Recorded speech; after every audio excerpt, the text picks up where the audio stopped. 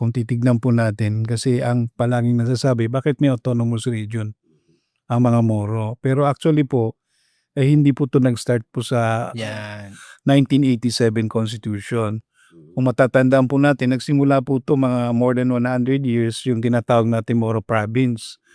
Tapos palitan ito ng Department of Mindanao and Sulu hanggang na-abolish.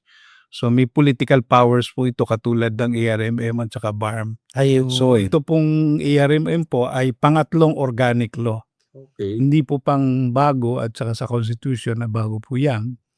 Kasi nung dumating ang Amerikano, meron na tayong Moro Province. Ang kapangyarihan niya ay mas makapangyarihan pa sa BARM ngayon. So dapat po natin tandaan nyo. Kasi maraming nagsasabi yung mga Moro, bakit meron pa kayong autonomy? Hindi po bago yung autonomy. Kasi nung panahon ng Amerikano, ang pamumuno ng Amerikano dito sa Pilipinas ay yung Moro ay separate siya na pinamumunuan at yung parte, except from na ibang lugar sa Pilipinas ay mga non-Moro. So yun po yung history niya. Ayun.